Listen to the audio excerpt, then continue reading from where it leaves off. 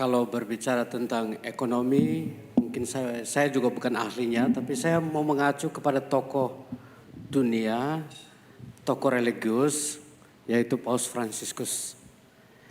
Dalam ensikliknya Laudato Si dan juga Laudate Deum soal pembangunan ekonomi yang hijau gitu ya.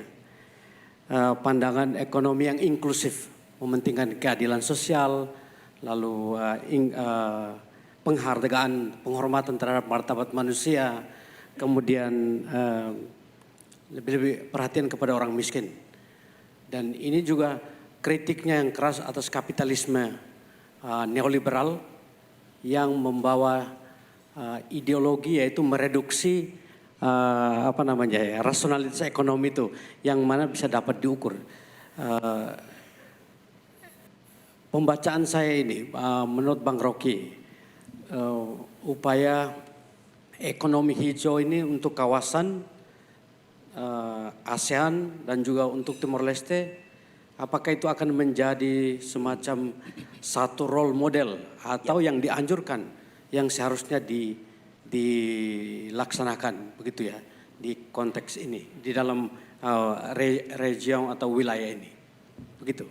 Ya, ini bagus betul. Jadi diingatkan bahwa tesis Gereja Katolik dipakai sekarang oleh aktivis LSM, lindungi lingkungan. Raja Ampat itu yang paling keras adalah petisi Gereja Katolik. Rempang. Jadi semua isu lingkungan sekarang dibasiskan pada apa yang dipikirkan oleh Paus Fransiskus. Nah, kita mulai dari situ tuh, bukan karena Gereja Katolik, tetapi dimensi ideologi dari Gereja Katolik yang menemukan bahwa bila lingkungan hancur, kita mesti bangun kapal Nabi Nuh baru. Satu planet. Jadi pikiran itu, pikiran bagus dari Gereja Katolik yang menganggap bahwa dunia ini kita bertanggung jawab di tingkat planet, bukan sekedar di tingkat nation. Mungkin itu pengertian universal dari Katolisisme. Jadi pembicaraan itu sekarang, kalau kita baca literatur teologi dan ekologi itu banyak betul. Bahkan orang cari semacam stoicism di dalam ekologi itu. Lihat di buku-buku di mana-mana pikiran Seneca, pikiran Stoa itu tuh, untuk bertahan hidup itu dengan membatinkan diri bahwa dia bagian dari ekologi itu. Itu dasarnya. Jadi ini kesempatan saya Stoa itu. Kan itu ajaib juga, mungkin teman-teman di Timor Leste bisa teliti itu di Universitas Katolik itu. Mengapa stoicism itu jadi semacam etos baru untuk bertahan hidup dari the uncertainty of moral call itu. Satu waktu saya baca buku itu mungkin 10 tahun lalu. Ada seorang prajurit Amerika GI yang tertinggal di hutan-hutan Vietnam, bertahan hanya dengan membaca stoicism. Dia kantongin buku kecil Stoa. Dan dia bilang, saya bertahan. Amunisi saya habis, tapi saya masih membaca itu. Jadi sekali lagi, ada dimensi baru yang ditumbuhkan akibat kerakusan manusia. Dan alam memberi peringatan.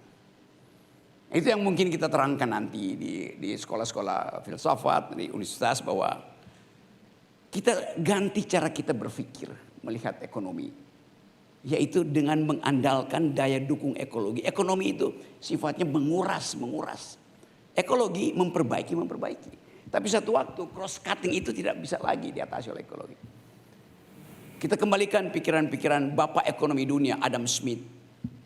Bahwa Adam Smith tidak saja menulis buku tentang The Wealth of Nation, tapi juga moral sentiment.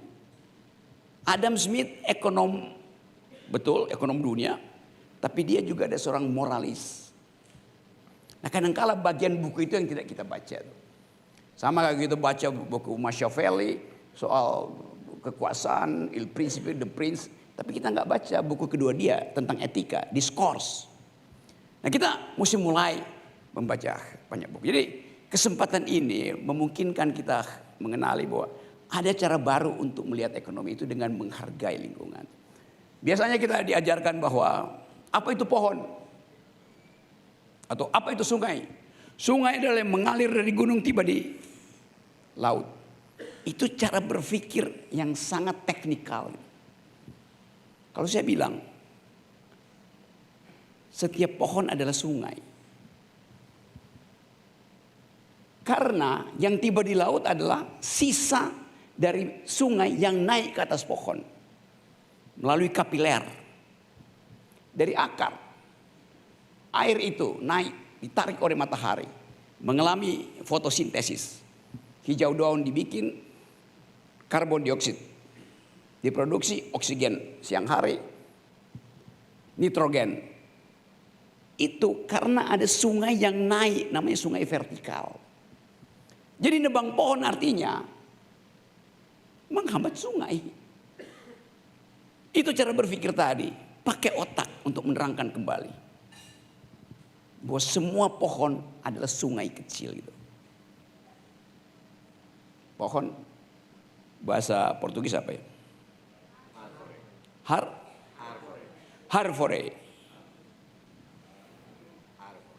Bravo Timor Leste. Bravo Harvore Leste.